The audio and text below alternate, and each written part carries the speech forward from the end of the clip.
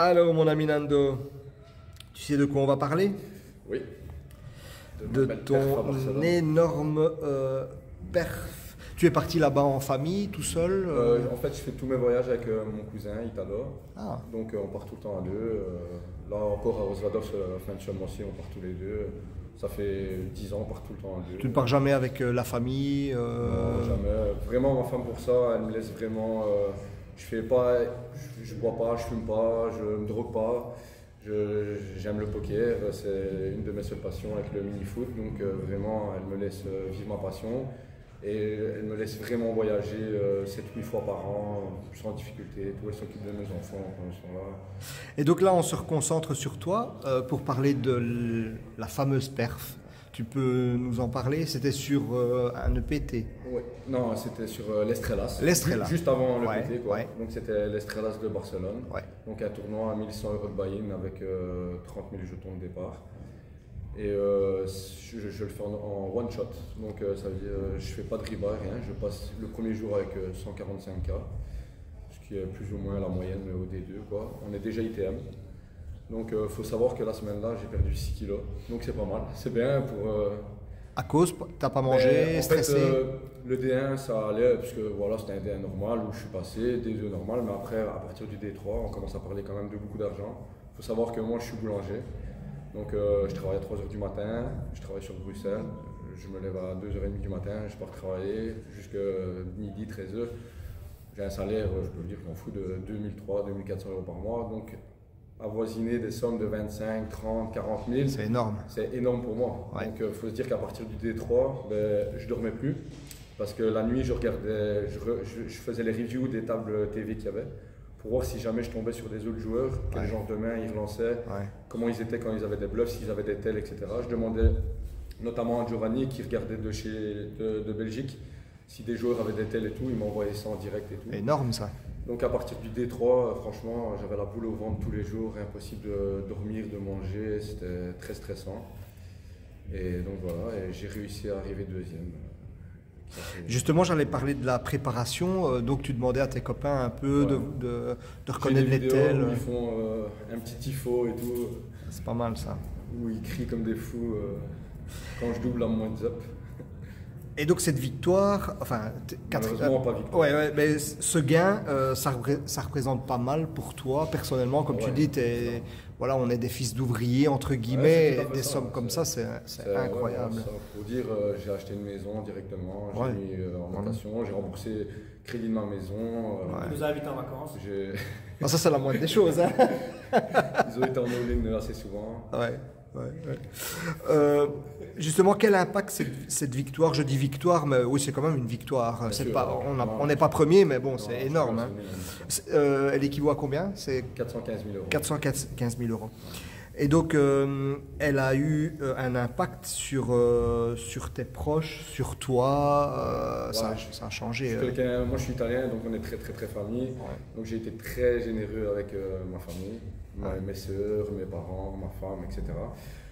Et ça m'a permis aussi de m'ouvrir les EPT. Donc j'ai commencé à faire les EPT.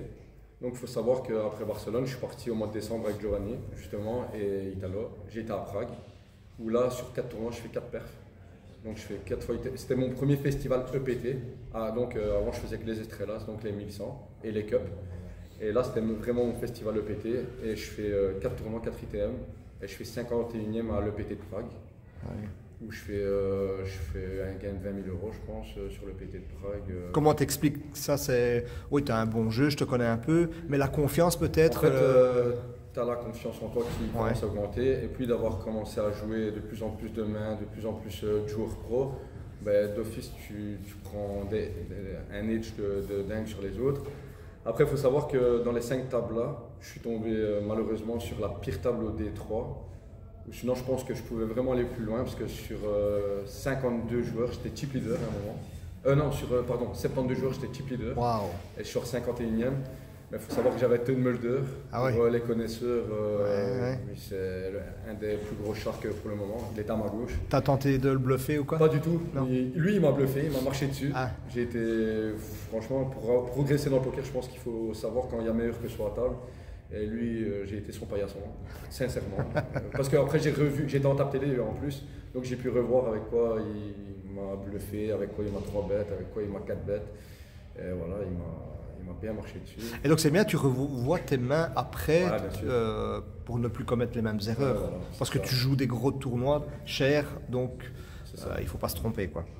Une question un peu sensible, est-ce qu'après ta perf, tu as eu des gens que tu ne voyais plus depuis longtemps, qui sont revenus vers toi en te demandant, tiens Nando, tu sais pas me payer un tournoi à gauche, à droite Franchement, non. J'ai eu pas de vautour entre guillemets non, franchement, c'est bien ça.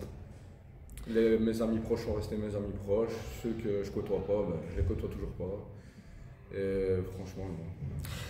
Pour parler un peu de ton tournoi, tu as des mains qui te reviennent en tête comme ça, où ça a été vraiment décisif? J'ai une main clé au D2. Je vais te l'expliquer. Il y a des gens qui vont saigner du nez, tellement qu'elle est dingue. Donc au D2, je me retrouve en grosse blinde. Je t'explique le coup en entier parce que c'est la main vraiment clé du tournoi. Vas-y. Je finis chip leader au D2, il faut savoir. Chip leader au D3, chip leader au D4. Wow. Donc, et au D5, je commence avec le jour final où on est 6. Je commence avec le 4e stack et je finis 2e, donc c'est pas mal. Donc j'ai valet 9 en grosse blinde, off. Ça relance UTG1 2 fois et demi. C'est collé 4 fois, donc moi je complète. À ce moment-là, j'ai un peu en dessous de la moyenne. Ça fait valet 10, 2 au flop avec 2 carreaux. Ça check petite blind, check chez moi. Open de l'UTG1, call, call, call. Wow. Ça arrive chez moi. J'ai aucune raison de call. C'est où je fold, où je chauffe pour prendre. Au milieu, il y a le pot, il y a mon stack en fait. Ah ouais. Donc c'est où je chauffe en bluff. Normalement, il n'y a jamais de grosses mains ici parce que ceux après l'UTG1, à part UTG1, ceux après auraient eu besoin de protection. Sur valet 10 de carreau avec 2. Celui qui a une overpair brelan, tirage, etc., il doit protéger, donc, ou valet 10. Donc je décide de shove all-in. Ça fait all-in, all-in, all-in, all-in. Donc je t'explique, le bouton, c'est un vieux monsieur. Il demande au croupier, il dit « Monsieur, est-ce que je couvre tout le monde? Ou est-ce que je suis éliminé si je perds ?» Donc le croupier lui dit qu'il ne peut pas lui dire cette information. Ah ouais. Donc il dit vous devez compter, donc il compte le pot et tout. Et il dit bah je décide de coller aussi. Wow. Voilà. Donc voilà. Il y a des tirages dans tous les sens. Eh ben écoute, tout le monde se bloque quasiment. Donc je t'explique, la première main c'est roi 10. Je ne sais pas ce qui s'est passé dans sa tête. Lui. Donc moi j'ai top pair. J'ai juste ça. Donc il y a roi 10 chez le premier. Il y a 8-7, 8-9 pardon chez l'autre. Un tirage. Il y a dame 9 chez le suivant. Ouais. Tirage des deux bouts, tirage des deux bouts là. Et il y a dame 9 de carreau chez le vieux qui a demandé à ce qu'il doit payer. Il est bien lui. En fait, si lui chauffe avant moi je jette, je suis plus dans le coup. En Ouais. fait, il n'a pas fait ça, c'est lui qui m'a sauvé entre guillemets mon tournoi. Ouais. Parce que lui, à ce moment-là, ne fait que payer la première relance. Donc moi je chauffe, il paye le all-in avec dame 9 de carreau. Moi j'ai valet 9. Donc tout le monde se bloque quasiment. Ouais. Et ça fait turn 2, river 3. Wow. Et je monte à 1,3 million. T'as quoi comme sensation à ce moment-là? T'as crié? J'ai crié comme un fou. Ouais. J'ai même pas compté mes jetons, rien, j'ai tout laissé là, je suis parti dehors. J'ai sonné à mon père direct, puis j'ai sonné à Jova. Je dis frère, tu sais pas ce qui vient de se passer, je lui explique le coup, on était en 5 way et tout, et j'ai valet 9 qui tient. Incroyable. J'ai évité le roi du roi 10, j'ai évité le 10, j'ai évité les 8, j'ai évité les les carreaux. J'ai évité les carreaux, j'ai tout évité. C'est Et incroyable. je gagne avec top pair. Et de là, c'est la main clé de mon tournoi. De là, j'ai fait que monter tout le temps. Ah ouais. Jusqu'à finir au D4 avec 22 millions, méga chip leader au D4. Quel bonheur. Franchement. Et Alors que je peux sortir sur cette main et, oui, c'est clair. prendre 3 000 euros. Ouais, il faudrait... Ça aurait été un tournoi comme un autre. C'est ça. Il faudrait calculer ton équité, mais t'en as pas. Jamais fait. T'en as pas des masses, c'est ça. Ça va pas être très haute. Tout au long du tournoi, tu avais une stratégie où tu t'es dit je m'installe, je vois main par main, voilà. En fait, à partir du moment où j'ai pris des jetons, j'ai commencé à être plus agressif parce que c'est mon jeu de base, donc je suis quand même quelqu'un de très aggro. Donc à partir de quand j'ai pris des jetons, j'ai mis vraiment la pression. Plus on avançait dans les jours et plus je mettais la pression ICM. En fait, il faut savoir que chaque table, je regardais sur Endon Mob ceux qu'on avait, parce qu'il y avait certains pros qui n'avaient pas, mais ceux qu'on avait, j'ai regardé chaque table, voir un peu s'il y avait vraiment une pression ICM ou pas, comme eux l'avaient sur moi, par exemple, parce que j'avais que, entre guillemets, 200 000 euros avant ça. Donc je sais qu'eux pouvaient aussi me mettre une pression ICM. La seule différence, c'est que j'avais un stack tellement énorme que je pouvais mettre vraiment une grosse pression à ce moment-là, parce que les paliers étaient de 10, 15, 20 000 euros. Ouais. Mais pour certains qui avaient une mob de 7 000, ben 20 000 euros, c'était énormément d'argent, comme pour moi d'ailleurs. Énorme. Je suppose que tu étais stressé. Ouais, un très peu. stressé. Bah ouais, comment tu as géré ça? Stressé. Tu as pris des tisanes, tu as fait de la méditation, respiration? Non. Franchement, j'ai rien fait de tout ça. J'ai discuté énormément. J'ai eu, franchement, j'ai discuté avec. J'étais en relation tout le temps avec Giovanni. Et Mathieu. Et Mathieu.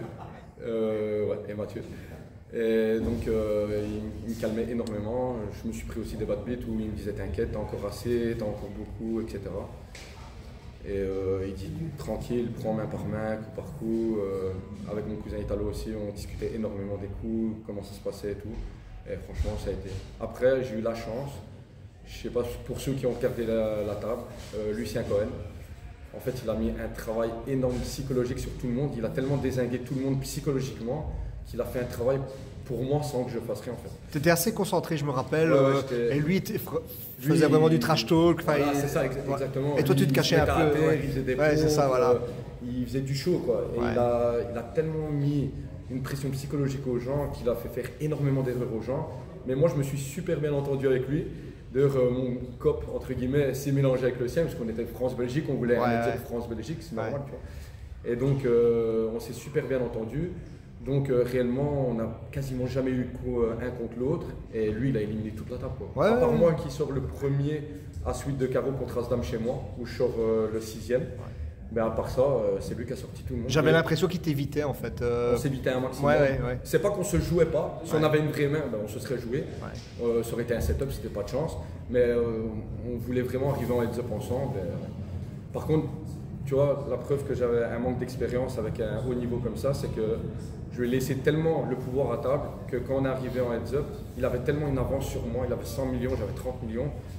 Que ça a été difficile de remonter, quoi. Ça a été difficile d'aller le chercher, même s'il y a toujours des possibilités. Là, je viens de regarder le PT de Barcelone où le Portugal a gagné, où franchement, j'ai eu une émotion de dingue parce qu'il est parti de 5 BV et il a fait que folder des mains de fou, il a fait que monter, grind, et finalement, il a gagné le tournoi. Et tu voyais que c'était lui le pro à table. Il a fait un fold à 3 joueurs quand il fold brelan droit. Incroyable. J'ai failli tomber de la chaise, tu vois. Je vois ça, je dis comment il peut folder brelan droit et, je sais pas, il voit à travers les cartes que le Chinois a brelan droit au-dessus de lui à ce moment-là. Je dis c'est pas possible, j'y croyais pas moi-même. Tu as un petit regret par rapport à ce moment-là où tu finis deuxième, où tu te dis ben, j'ai pris 400 000, c'est magnifique. Non, franchement, j'étais tellement heureux, fatigué. Franchement, j'ai pleuré. Franchement, on s'est attrapé avec mon père parce que mon père a pris l'avion avec ma mère, avec mes cousins le jour-là. Tout le monde est arrivé le matin même. Donc il y avait la table finale à midi, ils sont arrivés à 10h. Et franchement, on s'est serré dans les bras, j'ai pleuré de fatigue, tout s'est relâché, quoi, les 6 jours et tout. Après, j'ai été manger un bon resto parce que ça faisait 5 jours que je ne mangeais pas, donc voilà. Et puis, tout s'est bien passé, il fallait le temps de réaliser. Hein, tu réalises que quand tu vois l'argent sur ton compte en banque. Parce que, c'est ça. Avant ça, tu ne te rends pas compte réellement, voir 6 chiffres sur ton compte. Voilà. Tout au long de ton parcours, est-ce qu'il y a un joueur qui t'a vraiment impressionné ou que tu as eu peur de jouer, qui te vient en tête comme ça? Ouais, franchement, il y avait, mais je ne sais plus son nom, il y avait le Serbe à ma gauche qui avait déjà fait 2 millions en end de mob, un truc ainsi. Mais je ne sais plus son nom. Assez agressif, assez agressif, il avait une très bonne lecture, franchement, il était bon. Puis il y a aussi l'Indien qui avait en siège 9 si je me souviens, qui lui juste après Barcelone, donc il fait 4e à Barcelone, il gagne à Chypre, il gagne l'Estrellas à Chypre, il part en Australie, il gagne l'Ossi Million en Australie, donc il fait énormément de résultats franchement. Mais c'est un joueur pro, les deux là sont joueurs pro, franchement. Après, tu as Lucien qui est connu dans le poker, hein, tu vois. Moi, j'avais déjà vu, je ne sais pas si tu connais Lucky You, la chaîne de poker. Bien sûr. J'avais vu un poker avec lui, il avait le pro rat à l'époque.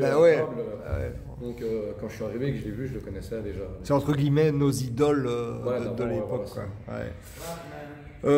Quel conseil donnerais-tu à des joueurs belges qui voudraient suivre ta trace, qu'est-ce que tu as fait pour en arriver là? Voilà, quel conseil? Je me suis formé énormément en jouant au Casino de Namur. Donc je faisais tous les petits tournois. Donc tous les événements déjà à Namur sont magnifiques à faire. Oui, franchement, Namur est en train de devenir pour moi, après la Mecque. Un des plus gros tournois. S'ils auraient une plus grosse capacité, je suis sûr qu'ils feraient encore plus d'entrées. Ouais, sincèrement, parce qu'ils deviennent énormes. Je trouve Namur sur les festivals, ils sont incroyables. Professionnels et tout, les croupiers sont excellents. Avant on avait des stagiaires, je ne sais pas si les gens se souviennent à l'époque, c'était des stagiaires, c'était un peu plus catastrophique, mais depuis que ça a évolué, ils ont pris des vrais croupiers. Ouais. Franchement, les croupiers sont devenus énormes, la structure est énorme, les tournois deviennent beaux. Maintenant avec 200 € à Namur, tu peux prendre 50, 60, 70 000 €. C'est clair. Une fois les gars, il ne faut pas aller obligatoirement à Rosvadov pour gagner ça. Il y a ça à 30 km de chez nous, enfin pour moi. Donc je me suis formé énormément à Namur. Et puis à partir du moment où tu as une chance de faire un plus gros tournoi et de faire une plus grosse perf, essayer les tournois un peu plus onéreux, donc à 1 000 €, les 500, les cups. Les 500 cups dans les festivals EPT sont magnifiques. À Barcelone, les 500, on prend 180 000 € par exemple, tu vois. Donc voilà. N'hésitez pas à regarder 1 million d'heures de vidéos. Je regarde 1 million d'heures de vidéos, que ce soit dans la tête d'un pro, que ce soit les tables de Mathéos, que ce soit tout ça. Je regarde énormément de vidéos. Et il faut jouer, quoi. Il faut jouer, c'est ça. Il faut jouer. Comme tout, tu deviens bon que si tu pratiques. On ne devient pas un bon maçon sans faire des murs. Malheureusement, la théorie c'est bien, tout le monde la connaît. Mais la pratique, ce qu'il y a de mieux, c'est ton meilleur apprentissage. T'as beau jouer théorique, je sais, il y en a qui jouent la théorie à 100%, mais il faut savoir qu'à table, la théorie ne marche pas sur chaque joueur, malheureusement. C'est clair. Chaque joueur est différent, chaque joueur va jouer un play différemment. Il y en a, ils vont limper les as UTG, il y en a, ils vont faire 2 fois, il y en a, ils vont faire 10 bébés UTG avec les as.